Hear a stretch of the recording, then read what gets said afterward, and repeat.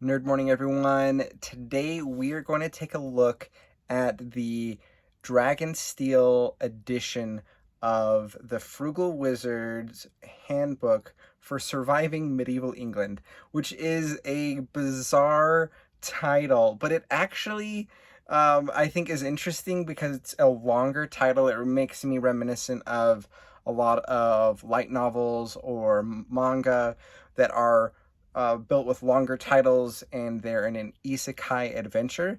And in some ways, this story is an isekai.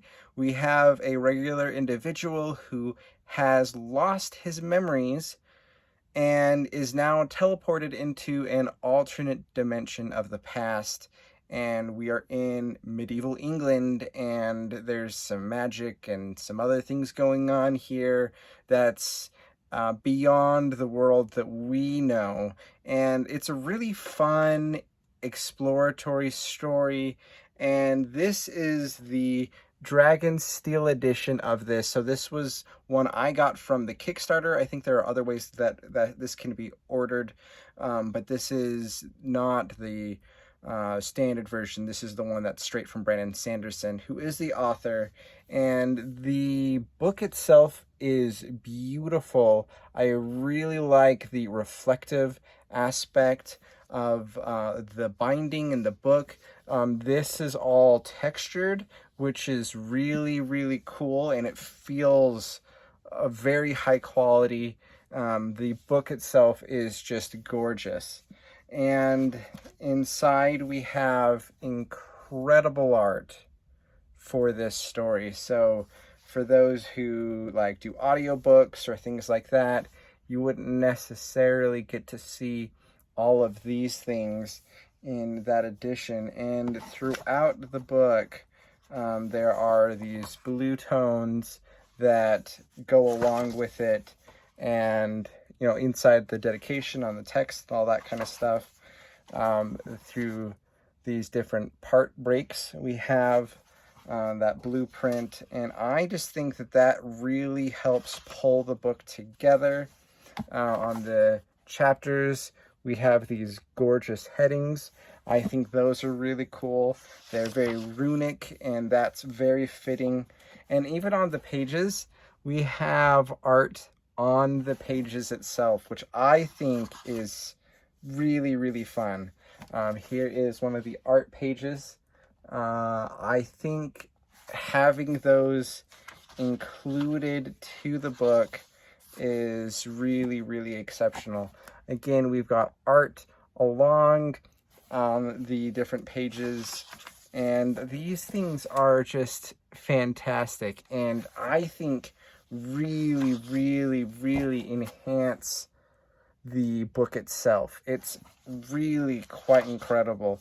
Every page it's pretty much got something, and that's awesome.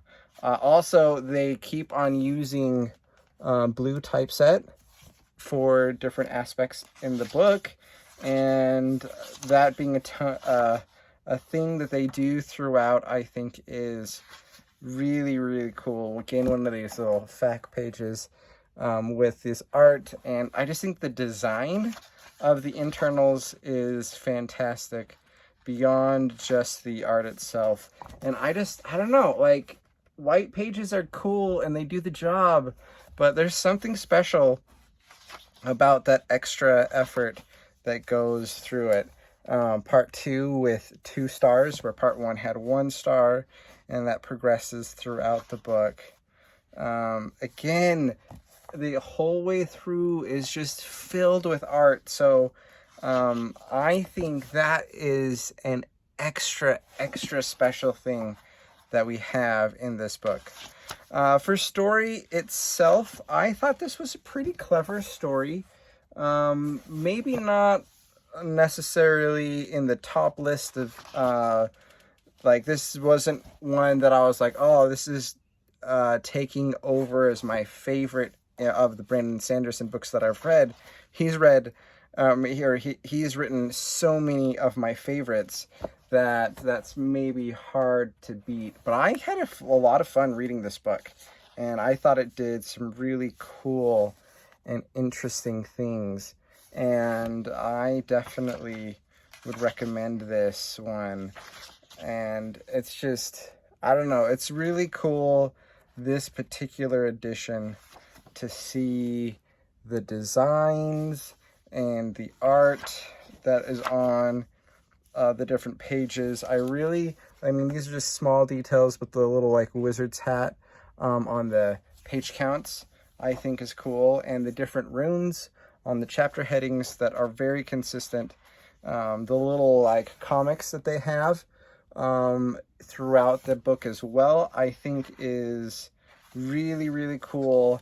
And all over the place are these different drawings, and the character itself in there discovers that he can draw, and that's a significant thing for him.